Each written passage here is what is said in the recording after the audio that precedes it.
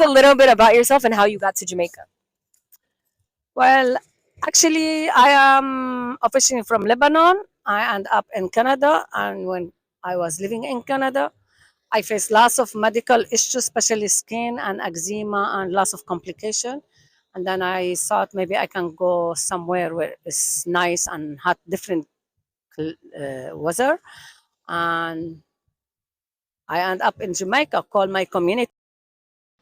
What's up, guys? Welcome back to this channel once again. So guys, I want us to continue watching this message from the Arabs. People, they have come out and they are really in love with Jamaica. Some of them are in love with Jamaica, about their culture, and others are said why they were saved, by how they were saved in Jamaica. So kindly guys, let's watch these videos until the end, and then I'll come back with more comment. I'm your host, Team Tesi.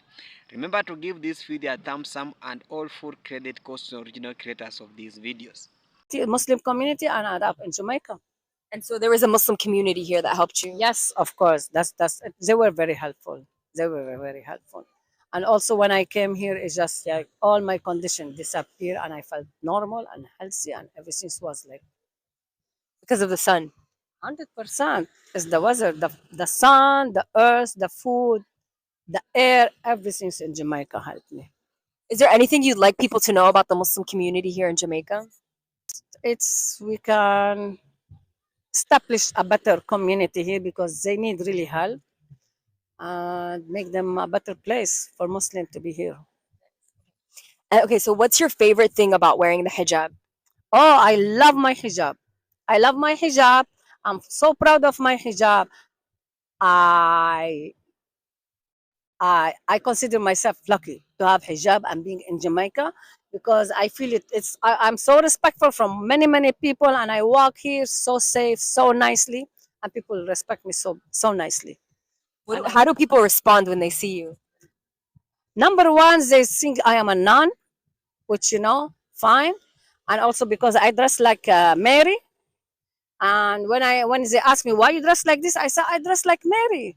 And they surprised that I believe in Mary, which we love Mary, we respect her, and even Jesus. They were so surprised, so in shock. They are a lack of information about Islam, what we know, what we love, what we worship, and there's lots of information about Mary and Jesus, and that's why I'm happy to walk on the road with my hijab and talk about it. And is there any challenges that you faced in your life, not just in Jamaica, but while wearing the hijab? Personally, no, not really, not really, not really. But my daughter did. My daughter did face lots of challenge, lots of them. And but we're working on it. We're working on it, and we try to to inform people that this is not the Islam what they hear on media.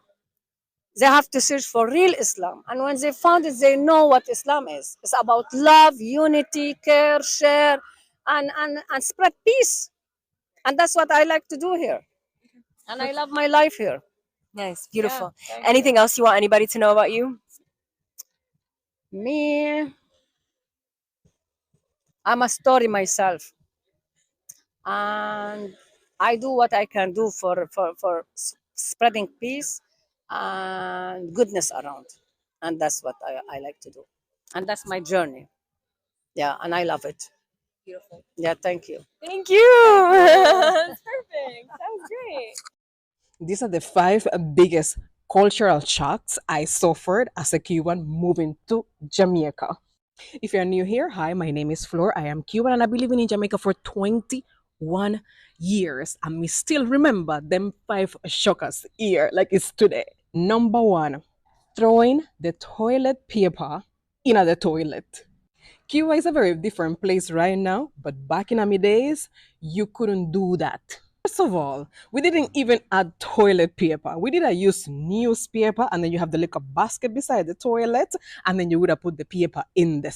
So me did put the toilet paper in the basket, and my mother-in-law had by mistake couple times. Number two, meat. When I went to Jamaica, I went to live with my mother-in-law, and she did have a helper. So the helper would have cook And the first time I see the helper cooking, I swear I say they might keep a welcome party for me. And I was like, oh my God, it looked like I missed the notice that they're keeping a welcome party.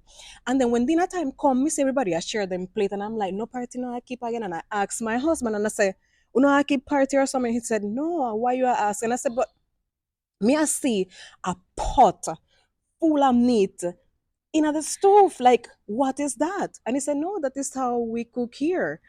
I'm like, excuse me? You see, in my Cuba, the one that I was coming from, we cook a little tiny piece of meat and it's counted per person. Let's use an example of a chicken very quick. My family will slaughter a chicken at home. We take part of the chicken to make soup. That will be the 2 foot, the neck, and the intestines. The soup will be one meal. Another meal will be the leg and thigh them. And another meal will be the breast and the chicken back.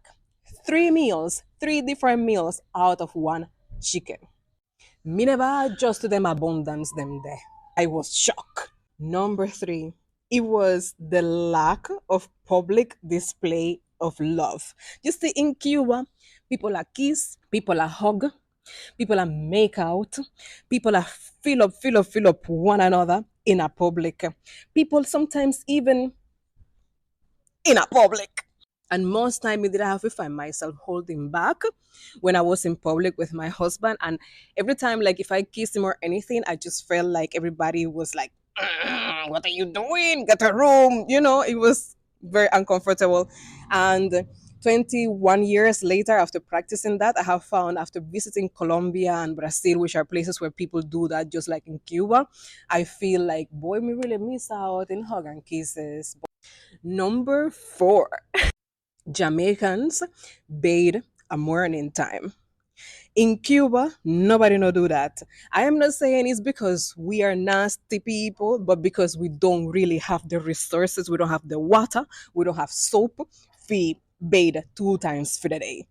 So in a Cuba, it's normal for a man to wake up a morning time, wash his face, and a woman wake up a morning time and she wash her face and she wash her and go about them business. Number 5, and this was one of the biggest adjustments I had to make. And it was wearing a brassiere and just changing my general way of dressing. Jamaicans' way of dressing, Jamaicans' style is impeccable.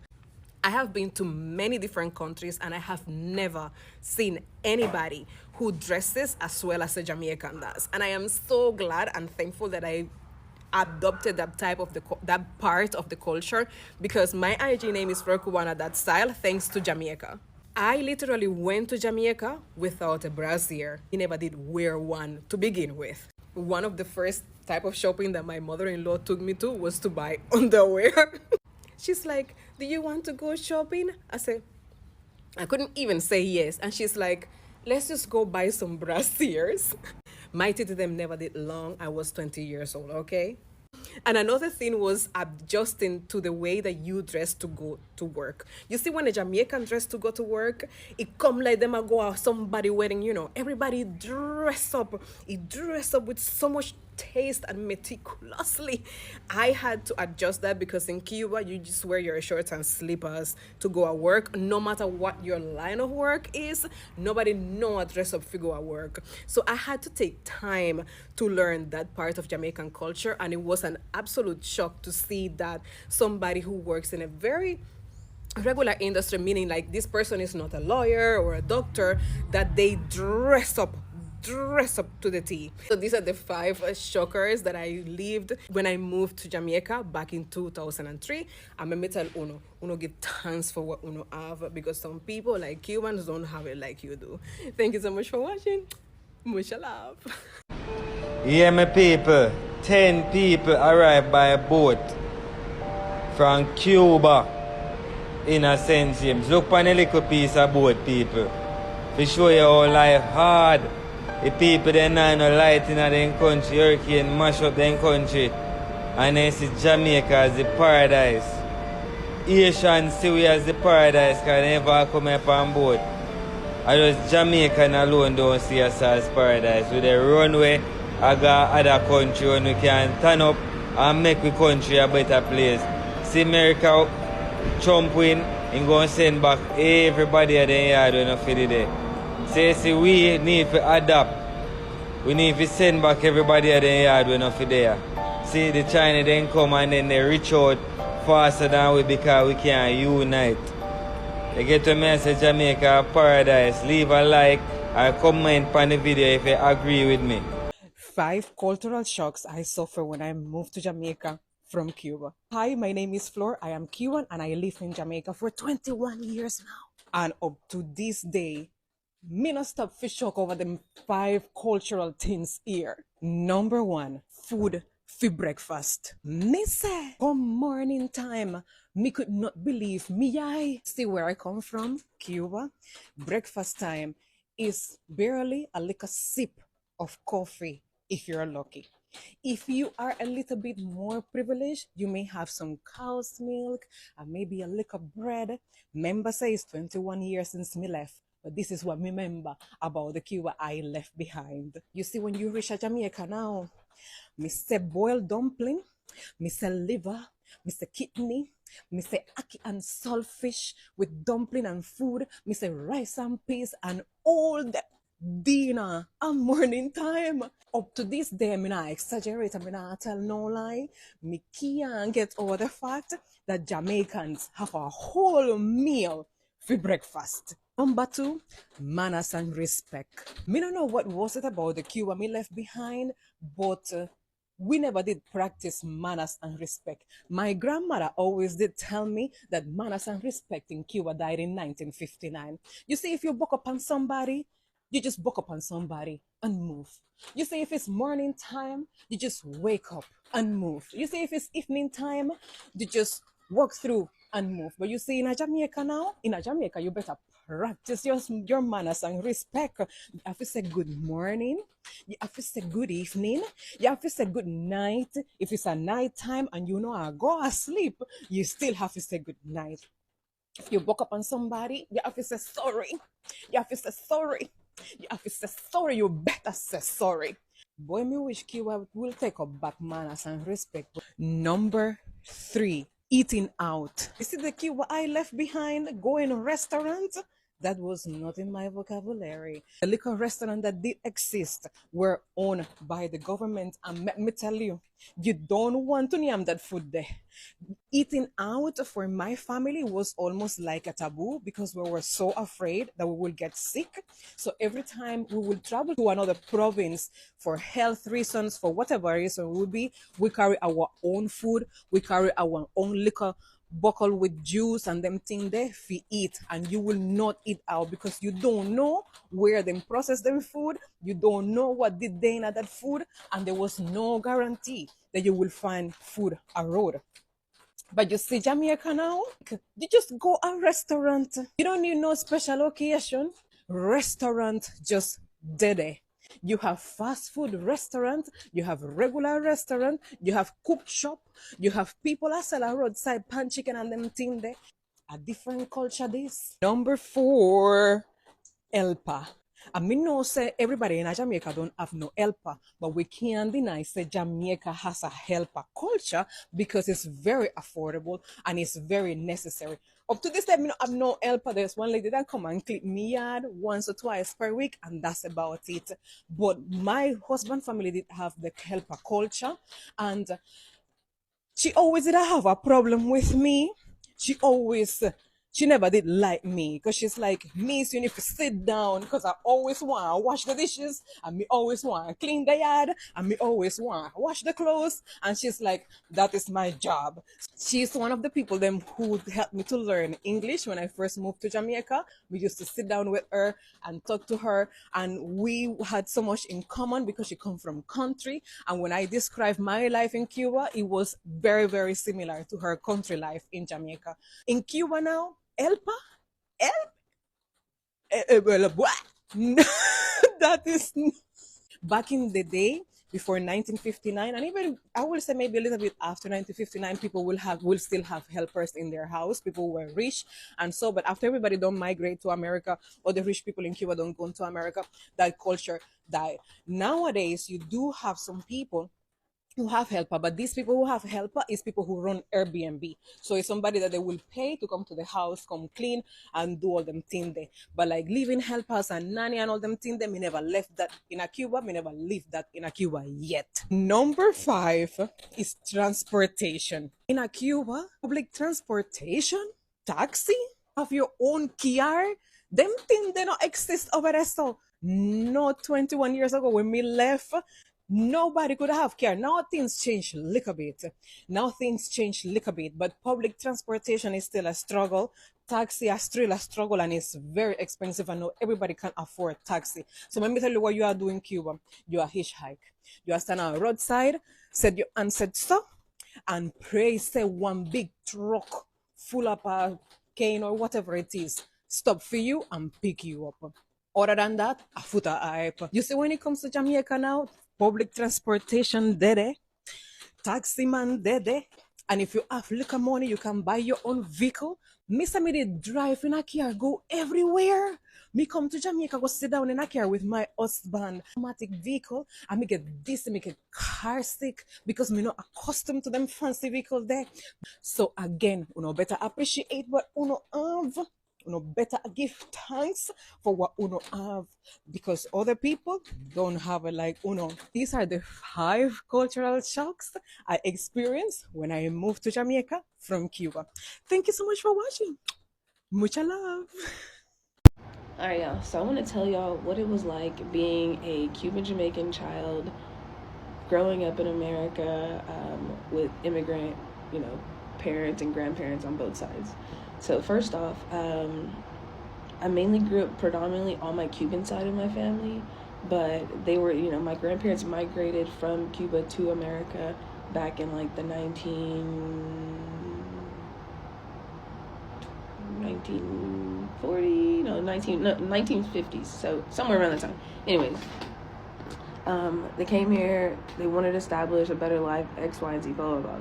Point is, I came around 1995, but prior to me actually even getting here, like when my mom found out she was pregnant with me, my grandmother literally was nervous. She was worried. She was like, oh my God, her skin is gonna be, like dark, va a estar muy prieta, el pelo va a estar peluda. Like she was saying that my hair was gonna be nappy. She was worried, but then the moment she saw me, she was like, she was in awe. Like she was like, wow, she's the most beautiful thing I've ever seen. But like that fear or that like I don't even know how to put it into words, but the fact that you were so worried about that, even as far as to where my grandmother was a professional seamstress, so she can make the beautifulest clothes, like fashion was her thing. Anyways, she made these sleeves that she could just roll up on her arms, like just these handmade sleeves. And when she'd be driving, like in the car, she would put these sleeves on so that the sun would not hit her arms while she's driving. Mind you, she had tinted windows and still would do this. She did not want the sun to hit her arms because she did not want to be darker. And my grandmother was my complexion. Like she was, the fact that she was avoiding the sun is just like, I don't even know how to put it into words, Or the fact that when I'd play softball and stuff like that, obviously I'd be outside during, the, daytime, summertime, whatever, and I would get really, really dark. And during those seasons, she'd be like, ay, te está poniendo muy prieta, like almost in a sense of just like, ugh, like don't, like it's disgust, like, and I'm sitting there and I'm just like,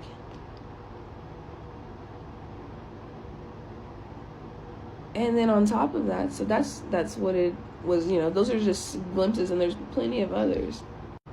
But on the Jamaican side, I've gone back and forth to Jamaica here recently quite a bit. The fact is, people are bleaching their skin in Jamaica. Like black people in Jamaica are bleaching their skin.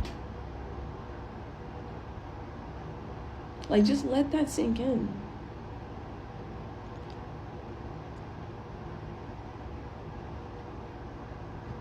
Like,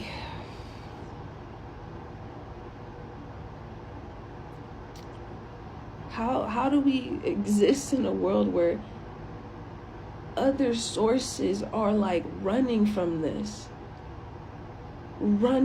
idea of that a certain pigment of your skin comes with some sort of trauma, some sort of negativity, some sort of idea that like, no, you don't need that.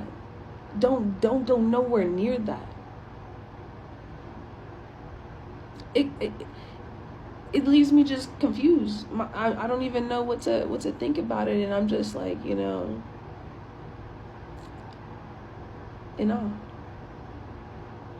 And former Miss Jamaica as well as Member of Parliament Lisa Hanna have in common. It would be that all three descend from persons who fled the Levant and came to the island of Jamaica fleeing religious persecution in the late 1800s and early 1900s.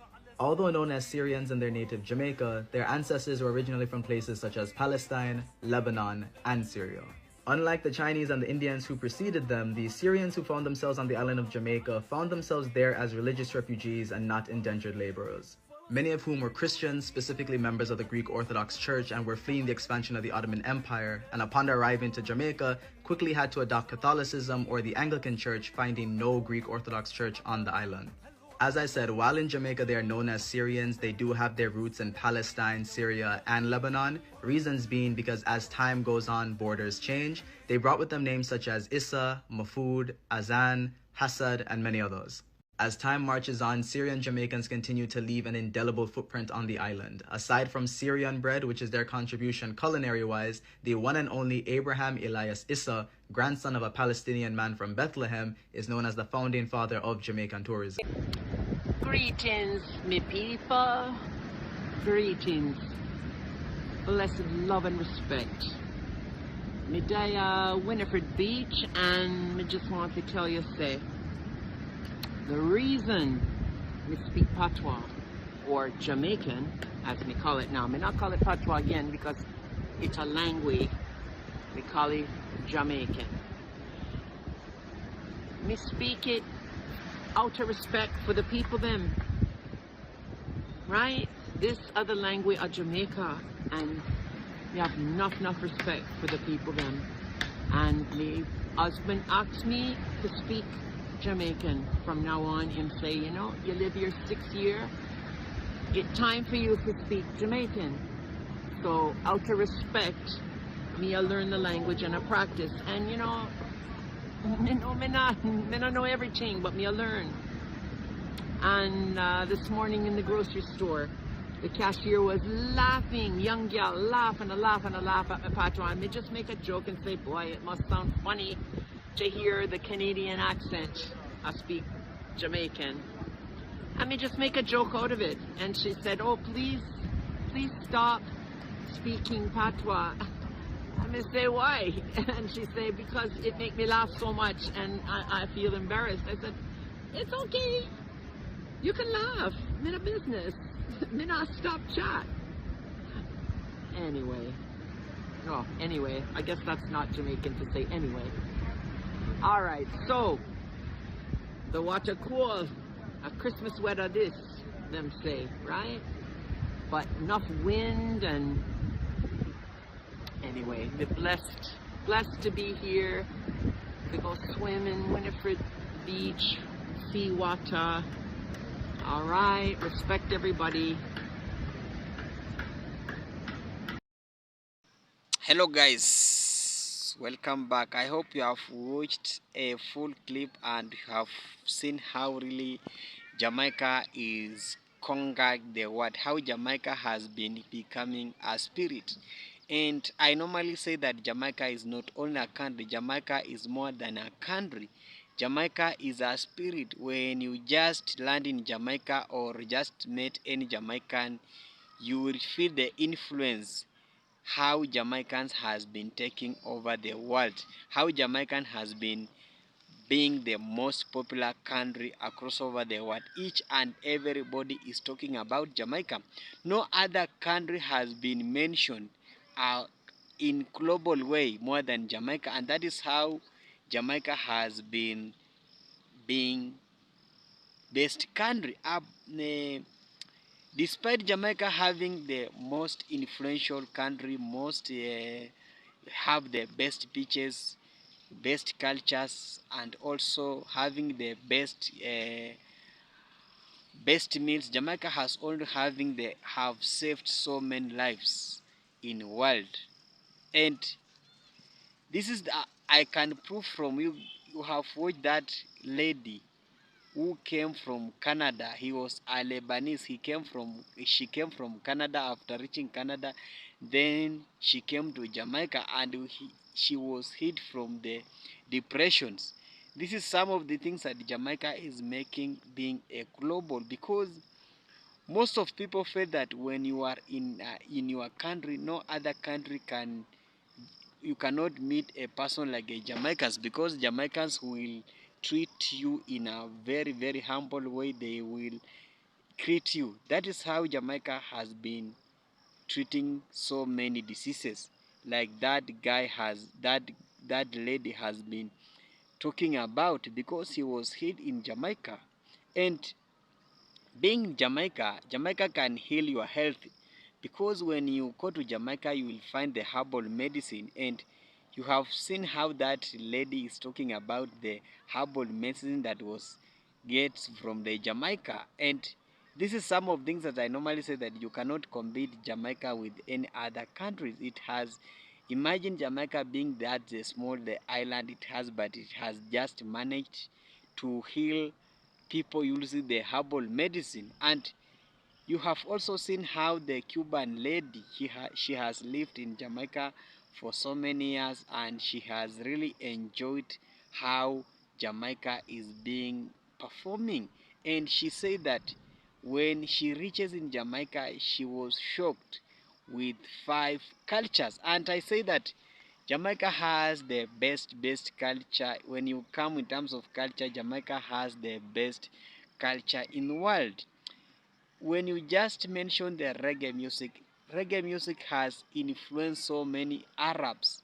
Apart from Arabs, it has influenced the world. The world are in love with reggae music. When you just mention the name Bob Marley, people remember the Jamaica. When you just mention the other names, and this reggae music, it came with high wave, and the person who influenced this reggae music was the Bob Marley. And Bob Marley, after lifting sounds like the Popcans, Vibes Cartel, and other rhythms, are continuing praising the flag of Jamaica so high. This is the main culture that has been really shocked the world. And another culture that is being mentioned and has been really shocked the world is about the food, just food. But uh, people, they have come out and said that they have never tasted the food of the other country. Jamaica has the best delicious food across all over the world, starting from the oxtail, coming to the jerky chicken, coming to the egg, coming to the salted fish, coming to the pat. That is the really Jamaica that people really love Jamaica. So people love Jamaica because of their culture so much, and that is the really shocking people. And Jamaica being in global, the most and main part of people that is making Jamaica being in global is the Jamaicans. You Jamaicans, you must come out and tell us you are really top secret, because Jamaica, when you just meet a Jamaican, you will feel the wave, you will feel the confidence. Jamaicans normally love their own country, and when you go, they are the brand ambassadors of their country, because when you see a Jamaicans, when you want to when you want to recognize a Jamaican somewhere, it's all about the confidence. Jamaica are the most confidential people across all over the world. No other country that has, no other people that are very confidential that are more than Jamaicans. And that is how Jamaica has been becoming being the most confidential people. The confidence, they are the brand ambassadors of their own culture. They sell their own culture, marketing their own culture so much. And that is the really Jamaicans that I'm talking about. And another thing that's making Jamaica being loved, and that's how they have all conquered. So as I conclude, Arabs are in love with Jamaica, and not only Arabs, as also the across over the Asians are really in love with Jamaicans because of their own culture. Thank you so much for watching me. I'm your host, Tim Tezi. If you haven't subscribed, please make sure you subscribe, and let's meet in comment section. Bye for now. See you next.